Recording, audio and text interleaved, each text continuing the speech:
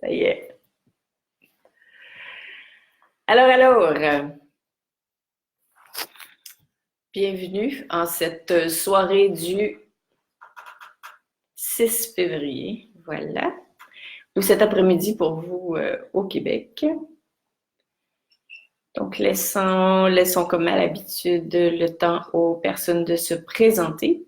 En attendant, ce serait peut-être une bonne idée que je me présente pour les nouvelles d'entre vous. Salut Rachel! Donc, ce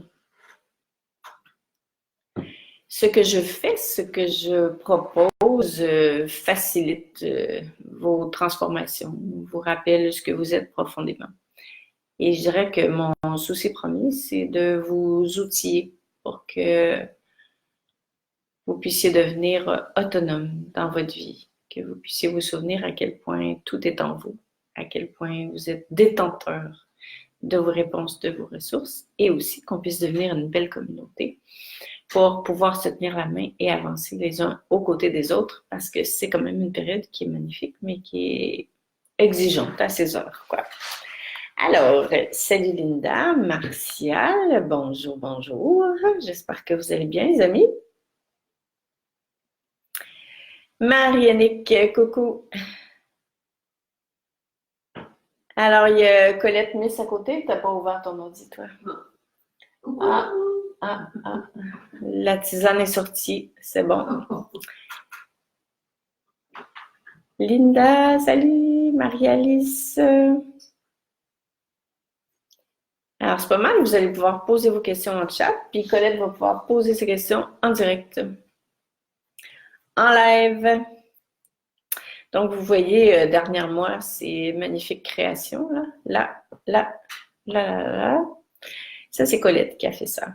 Pour ceux et celles qui ne la connaissent pas, je fais souvent des transferts de posts de Miss Colette Chopou, ma chère artiste inspirée. Alors, et voilà. Ça fait partie de ses créations. Oh, Colette, on pourrait peut-être montrer ton dernier tableau. Celui là. Ah oui, en attendant que le monde arrive. Ah, quelle bonne idée. Bonsoir Aurélie.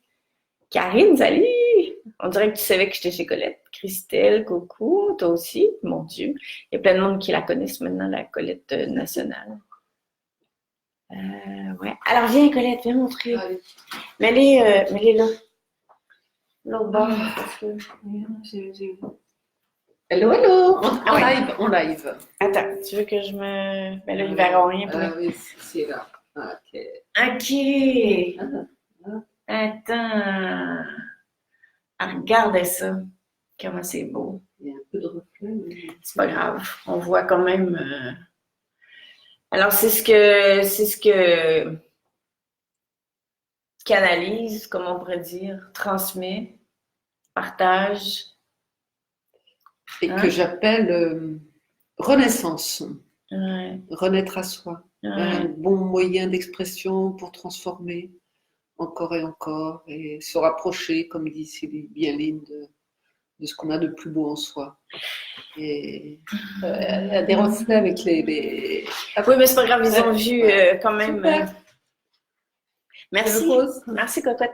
Et ce qui est vraiment cool là-dedans, c'est que, si je peux me permettre de dire, mais de toute façon, tu n'as comme plus le choix, je suis partie, c'est que Colette a produit ça dans une période pas facile, quoi. Hein? Et souvent, quand on traverse des moments qui sont arides, où on vit des choses difficiles, où on contacte à l'intérieur de soi des espaces difficiles, c'est pas évident de se rappeler qu'on est magnifique quand on a l'impression qu'on l'est moins, parce que ce qui est appelé à se détacher de nous émerge. Et cette, je peux même pas appeler ça un dessin, c'est ben trop beau, mais cette création-là est la preuve que dans notre cœur, en lien avec notre âme, se trouve quelque chose qui est extraordinaire et qui peut, et souvent qui émerge dans les moments les plus difficiles de soi. Alors, c'est pour ça que, tu sais, des fois, les gens ils m'écrivent ou ils me disent tu peux fermer ton truc? Ferme ton ordi. Ferme ton ordi? Oui, c'est juste pas moi. Ben, c'est bon. Ferme le clapet? Ferme la trappe à l'élastique? Ah, voilà. Donc, elle m'aime trop, il faut qu'elle m'écoute en double. Donc, qu'est-ce que je disais? Oui, c'est que quand des fois on se dit, mais je veux pas assez bien, je peux pas aller vers moi, je peux pas me rapprocher de moi, je peux même pas aller faire un stage parce que je vais pas assez bien. Mais non, c'est complètement le contraire. C'est qu'il y a une part de soi qu'on ressent comme étant un mal-être qui s'exprime à l'intérieur de soi, qui lève, mais nous ne sommes pas ce qui lève à l'intérieur de soi comme mal-être. Alors, c'est la preuve vivante, quoi, que puis Colette n'est pas plus que vous, quoi. C'est juste sa manière de s'exprimer. Donc, alors, Rachel, ouais, Marie-Alice qui dit bonjour Colette, Marianique aussi, il y en a quelques-unes qui connaissent Colette parce qu'ils ont fait des stages où elle était en ma compagnie. Ouais, c'est magnifique, hein, vraiment extraordinaire. Allô Joanne! Toi aussi qui es une artiste, hein, tu dois bien te retrouver avec les trucs de Colette. Donc, Colette Chopeau qui vient d'arriver. Alors voilà, donc c'était l'intro qui en est plus qu'une intro. Aujourd'hui, le sujet c'était comment se détacher sans se fermer ni se couper des autres. Évidemment, c'est un sujet sur lequel je pourrais carrément écrire un bouquin, mais dans le cadre de ce live-là, ce qui m'est venu ce matin, c'est que avant de se détacher, il faut d'abord réaliser à quoi on est attaché. Parce que quand on prend la vie pour acquis ou acquise? On s'en fout. On va dire quand on prend la vie pour acquis, ben, il me semble que ça sonne bizarre. En tout cas, c'est que on est attaché à des trucs, mais on a l'impression que ce à quoi on est attaché, c'est une évidence. Puis on ne remet même pas en question ses sources d'attachement. Et quand on avance sur le chemin de l'éveil, si on veut en faire une occasion de s'élever, puis de grandir en conscience, puis de guérir, bien sûr, c'est important de prendre conscience de la loi du changement, quoi. Et que tout à quoi on s'attache va un jour partir. Et ça veut pas dire qu'on fait semblant que ça n'existe pas pour pas souffrir. Ça s'appelle de l'inconscience volontaire, parce que le jour où ça va arriver, on va souffrir 50 fois plus parce qu'on a choisi de pas le voir au moment où on pouvait le regarder avant que ça fasse mal. Mais l'idée, c'est de prendre conscience de ces sources d'attachement. C'est-à-dire de prendre conscience que, par exemple, voyons, je suis tout à l'envers à soir, pourtant j'ai pas bu. Prendre conscience de ces sources d'attachement, prendre conscience que je suis attachée à mon conjoint, à ma conjointe. Cela voulant dire que si cette personne-là part, je ne suis plus rien. C'est ça un attachement, dans le sens de ce que je veux partager ce soir comme message. C'est-à-dire que je suis attachée à une personne, je suis attachée à mon métier, je suis attachée à mes biens matériels, je suis attachée à mon rôle de maman, je suis attachée à mon rôle de bénévole. Donc ça, c'est vraiment important.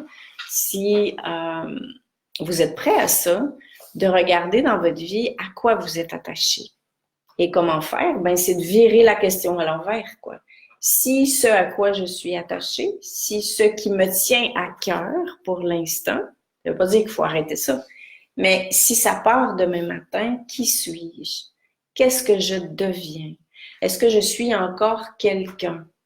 Et si la réponse est non, c'est que j'ai oublié que les choses, les personnes, le travail qui sont significatifs dans ma vie sont là pour me faire avancer, me faire grandir. Ce sont tous et toutes des moyens et non des finalités. Donc, est-ce que j'arrive à voir mon rôle de maman comme étant un moyen? Ou c'est une finalité qui fait que si mes enfants partent de la maison ou changent de pays, tout à coup, je ne suis plus rien. Je ne sers plus à rien. Je ne sais plus qui je suis. Alors, c'est intéressant de revisiter sa vie sous cet angle-là et après de voir comment est-ce que je peux revoir ce rôle cette complicité, cette relation que j'ai avec mon travail, avec la vie, avec l'autre, avec mes biens matériels, pour faire en sorte que ces aspects-là deviennent des plus et contribuent à mon évolution et me permettent également de contribuer aussi à l'autre. Donc, ça devient des échanges pour me permettre de m'élever, de me rapprocher de qui je suis, de me faire grandir aussi, parce que vous avez remarqué certainement, tout comme moi, que c'est les gens qui sont le plus proches de nous qui sont mandatés pour réveiller ce que je suis appelée à guérir.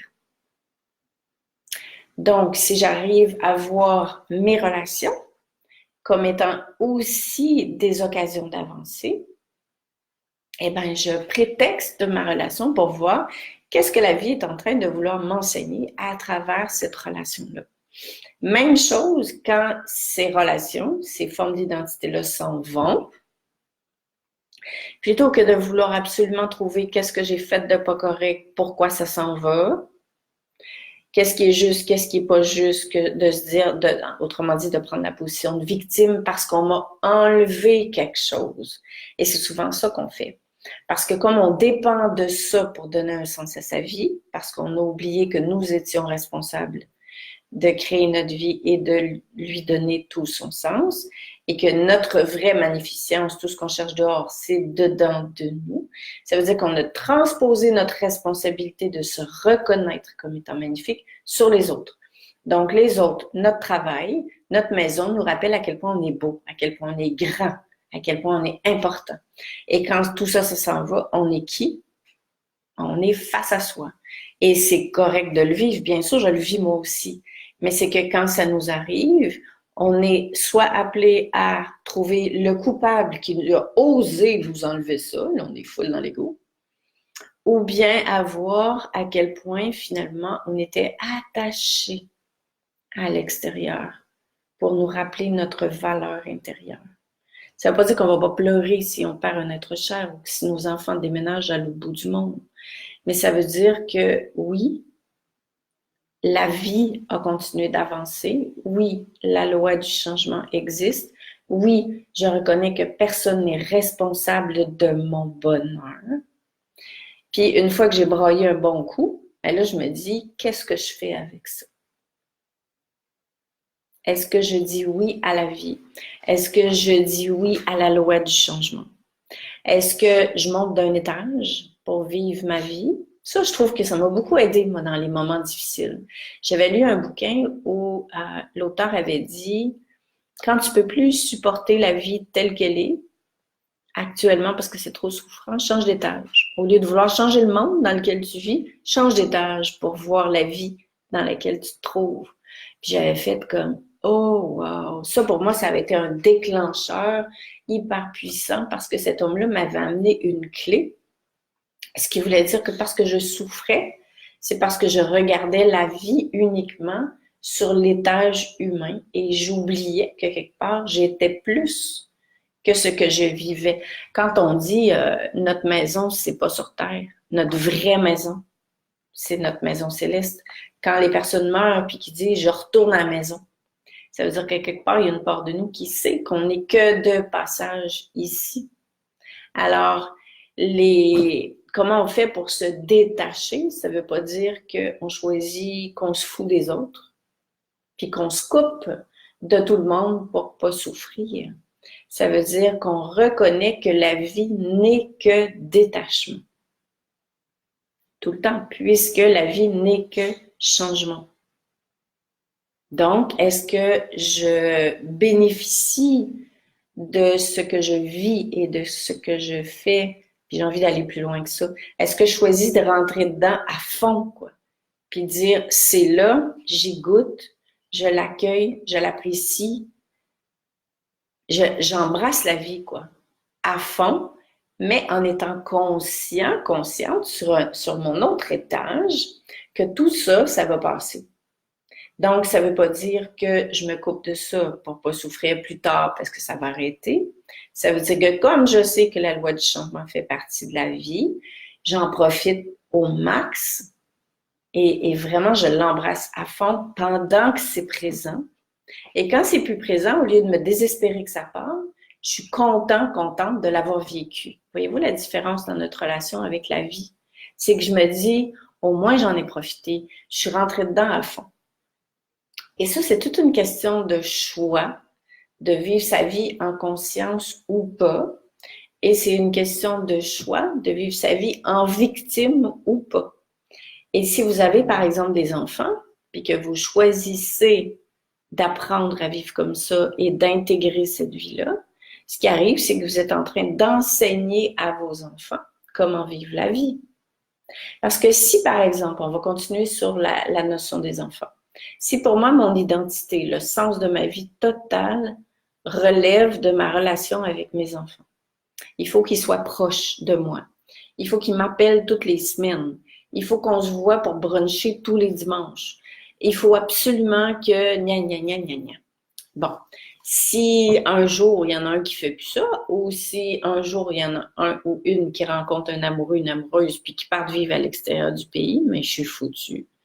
Et là, je peux, si je ne m'élève pas en conscience, commencer à devenir contrôlant, parce que oui, mais pourquoi tu m'appelles plus? Puis oui, mais avant, c'était chouette quand on faisait ça, comme ça, ils se sentent coupables, puis le gna gna gna. Puis bon, alors ça, c'est la partie de moi qui a de la difficulté à se détacher de comment la relation se vivait avant. Mais si je n'ai pas confiance en l'intelligence de la vie, je peux pas faire ça. Si je l'ai jamais fait avant, mais là, je dois faire confiance, essayer. Comment je fais? C'est que je regarde ceux qui le font, puis je vois qu'ils vont mieux. Donc, je me dis, j'imagine que moi aussi, je peux. Et ce qui se passe, c'est que quand je choisis d'accepter, d'accueillir, plutôt, je préfère le mot, de me détacher de quelque chose, je crée de l'espace entre moi et la vie pour qu'il se passe d'autres choses. Si je me demande tout le temps pourquoi mon mari est décédé, pourquoi la vie me l'a enlevé, pourquoi aujourd'hui je me retrouve tout seul, pourquoi moi, pas les autres, et puis que là, je cherche à voir qu'est-ce que j'ai fait, oui, c'est pas juste. Puis en France, on utilise beaucoup cette expression, c'est juste, c'est pas juste. Donc le bien, le mal.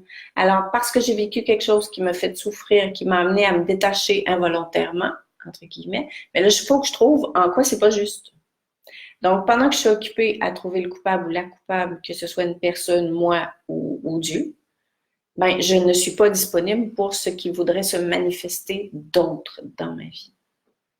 Parce que je suis occupée à trouver qui a eu l'audace de me détacher sans ma permission de quelqu'un ou de quelque chose.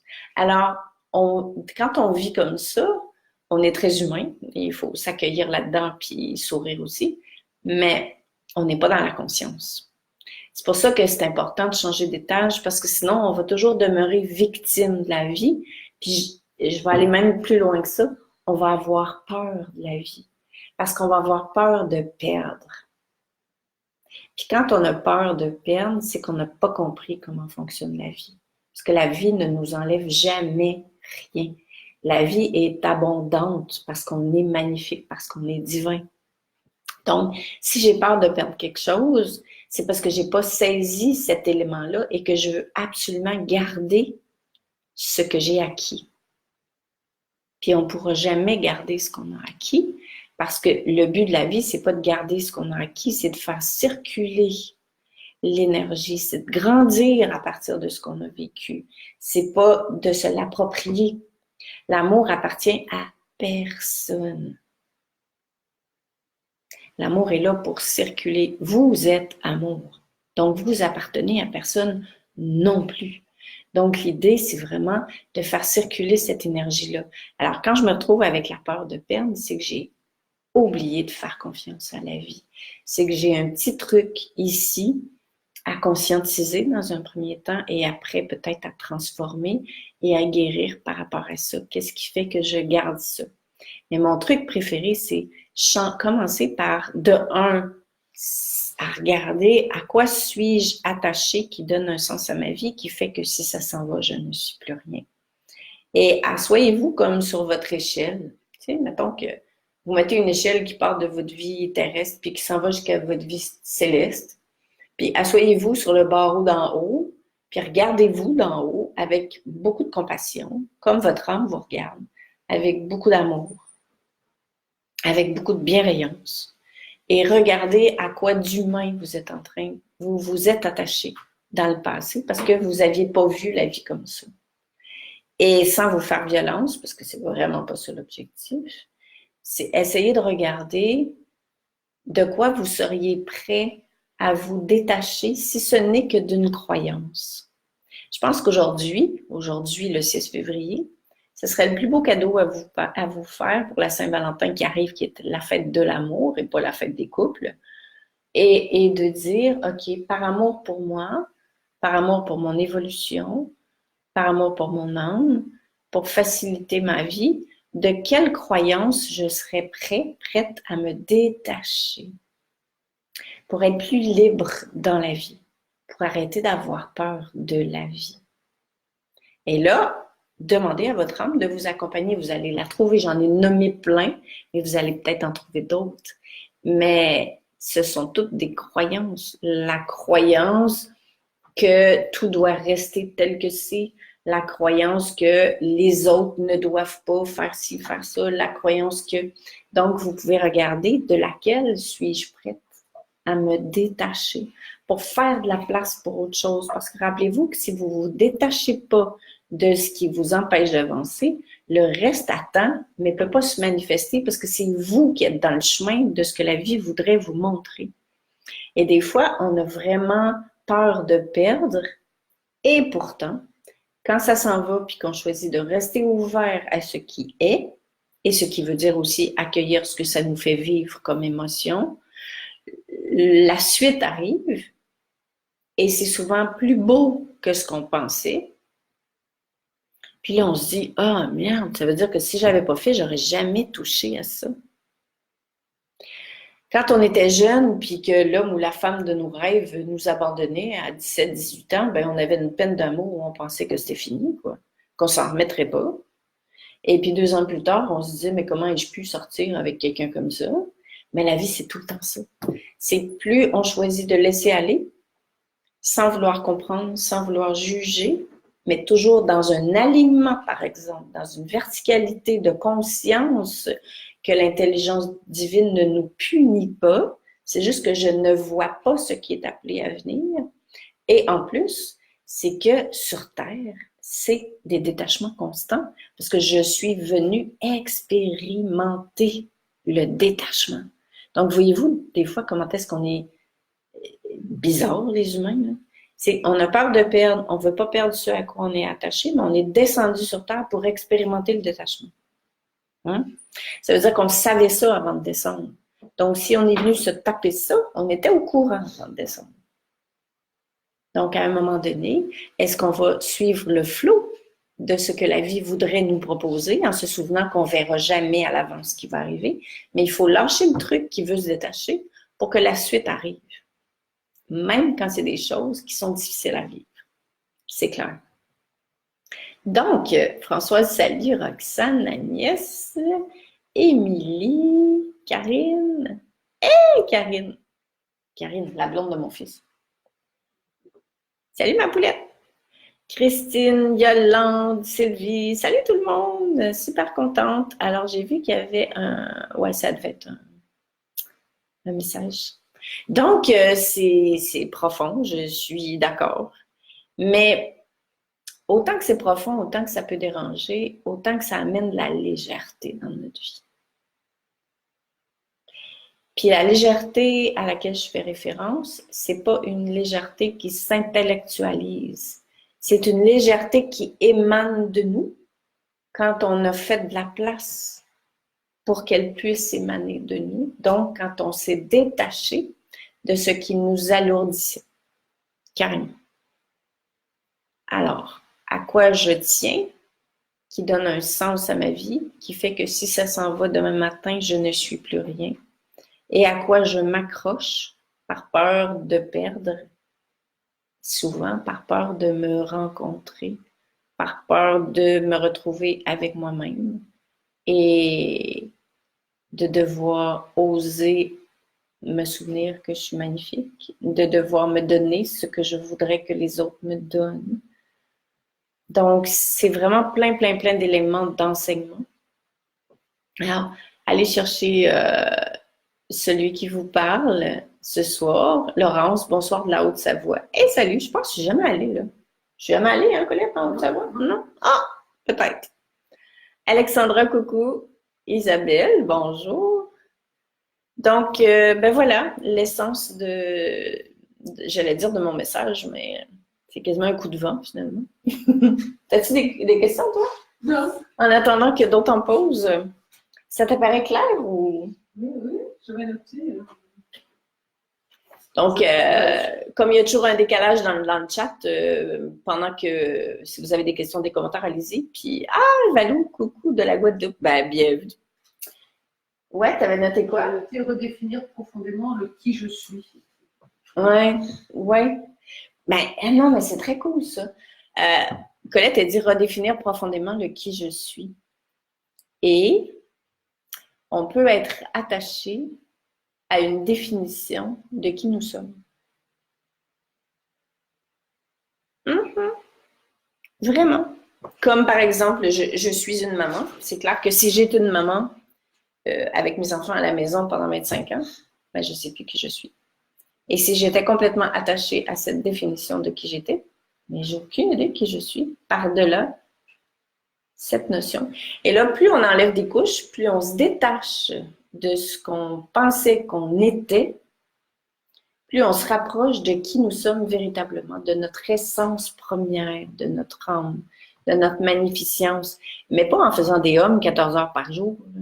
C'est vraiment, la vie devient plus légère, on vit plus connecté au quotidien, on vit plus conscient de qui on est capable de se dire, puis pour moi l'équilibre il se trouve là, on est capable de dire, ah ouais, ici, ah ouais, ok, là je suis dans une zone, au lieu de dire je suis dans une zone de turbulence, je pourrais dire, oh, je viens de rentrer dans une zone d'attachement.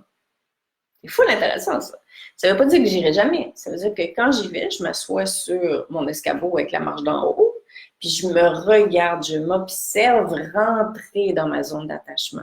Mais déjà, célébrer, ouvrez la bouteille de champagne, faites quelque chose, parce que ça veut dire que vous venez de voir que vous étiez attaché.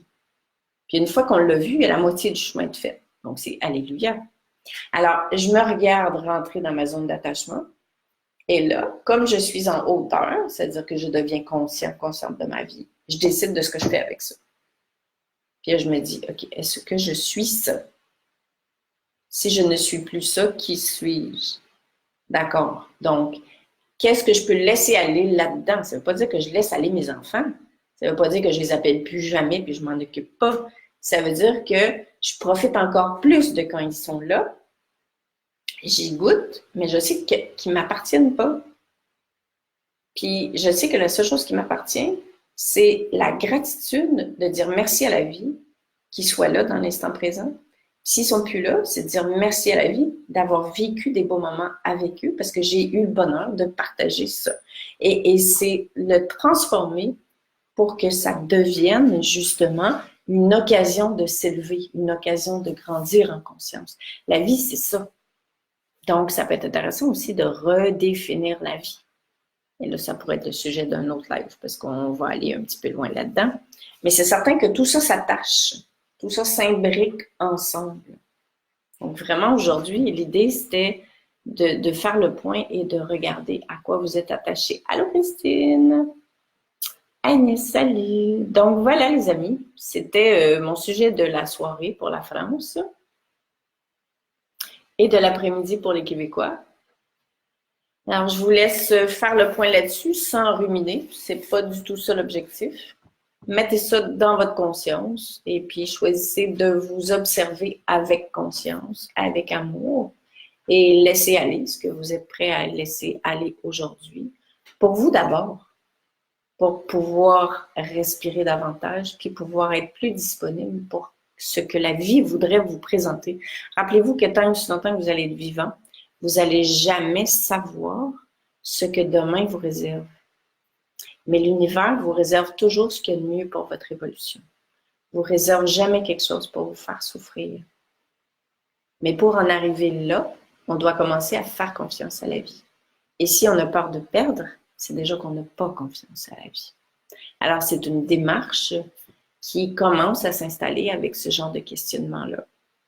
Des fois parce qu'on en a marre de souffrir, puis des fois parce qu'on décide de s'ouvrir pour pouvoir grandir, puis pour faire de notre monde un monde meilleur, parce que tout le monde bénéficie de nos propres passages. Et rappelez-vous de ne pas poursuivre le but d'arriver quelque part. C'est full déprimant, ça. C'est juste d'être conscient, d'être en chemin, de le voir, de choisir, de se remercier, d'avancer. Puis si on l'a fait, on se reprend le lendemain, c'est tout. Laurence, avec plaisir, ma belle Marianne, merci. Et ben voilà, Alexandra, qu'est-ce que tu dis? Ça me parle tellement, tes paroles, l'attachement est tellement loin de l'amour véritable. Oui, mais on ne fait pas exprès pour s'attacher. C'est comme on a appris ça dans notre société. Puis en même temps, on ne veut pas se blâmer parce qu'on est venu l'expérimenter. Mais un jour, on doit décider de se détacher de ce à quoi on est démesurément attaché. Parce que sinon, qu'est-ce qui arrive? On devient des victimes de la vie. Puis quand on est des victimes de la vie, c'est-à-dire qu'on pense que la vie est contre nous, puis qu'on cherche tout le temps le coupable, qu'est-ce qu'on attire? Toutes des choses qui nous prouvent qu'on avait raison d'être victime. Donc, aujourd'hui, c'est un outil pour sortir de ce carcan-là et se libérer de ce qui nous alourdit. Valérie, salut! Donc voilà, gros câlin. On se retrouve la semaine prochaine depuis le Québec. Gros bisous, bye, à bientôt.